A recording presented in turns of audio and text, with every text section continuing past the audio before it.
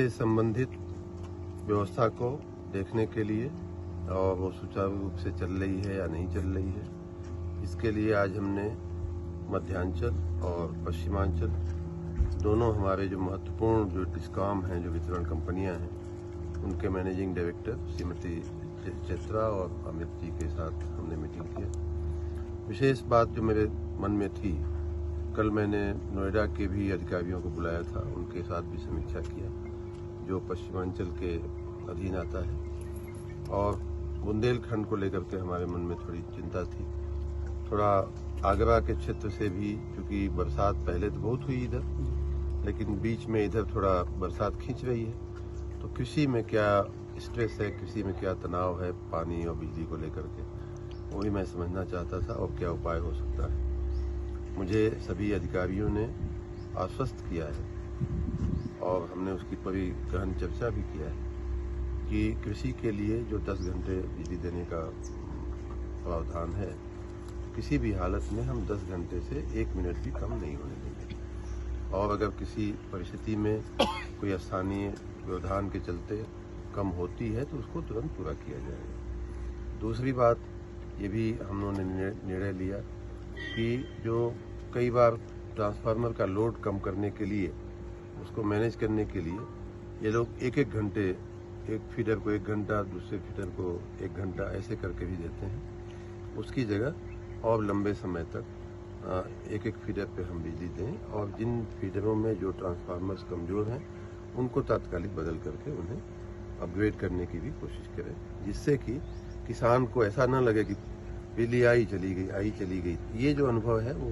बहुत खराब जा रहा है। तीसरा एक बहुत बड़ा जो निर्णय लिया गया है, उसका दोनों एमडीज ने और सभी अधिकारियों ने स्वागत भी किया है, वो ये कि पहले इनको बिजली का पूरा जो स्टॉक होता है वो नहीं मिलता था। एक घंटे बिजली देने के लिए इनको लखनऊ से परमिशन, लखनऊ से ट्रांसमिशन में से बिजली आती थी, तब इनके पास उसका जो स्टॉक होता है पहुंचता था। अब ऐसा किया गया है, बहुत ही अच्छा निर्णय, कि सभी डिस्कॉम के हवाले हम अपनी बिजली का जो पूरी मात्रा है, जो स्टॉक है, वो हम रख देंगे, और कहाँ स्थानीय कारणों से, स्थानीय आवश्यकताओं के मद्देनज़र कहाँ कितनी अगर कटौती हो गई किसी कारण से, वहाँ पूरा कर दें।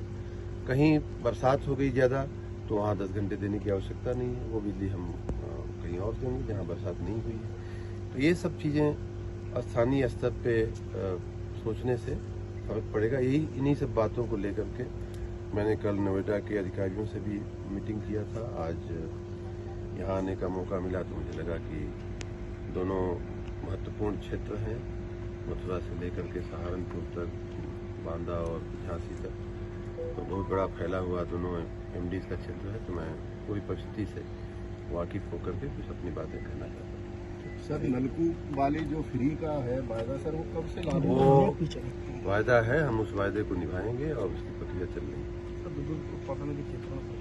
विद्युत उत्पादन के क्षेत्र में आपको जानकर के खुशी होगी, शायद आपकी जानकारी में आया भी होगा कि पहले की अभी तक की जो हमारी स्थापित क्षमता है, लगभग 6,500 मेगावाट की, जो तापीय ऊर्जा की, उसकी जगह लगभग उसकी 1/4 क्षमता 800 के 2 प्लांट ओबरा में, ओबरा डी करके उनकी हमने मंत्रिमंडल से मंजूरी ले लिया, और बहुत शीघ्र ही उसका हम बाकी विधि भी बहुत तेजी से करने वाले हैं। तो इस प्रकार तापीय ऊर्जा को भी बढ़ाने का लगभग 1/4 क्षमता हम राज्य की तुरंत बढ़ा देंगे। उसी के साथ एनटीपीसी के ही साथ हम अनपरा में भी करने की कोशिश कर रहे हैं, और उसके साथ अब अभी आज अमित किशोर जी बता रहे थे कि जो सोलर एनर्जी है उस पर भी हम बहुत तेजी से काम कर रहे हैं। यहाँ तक कि किसानों के ट्यूबवेल्स को भी हम सोलर पर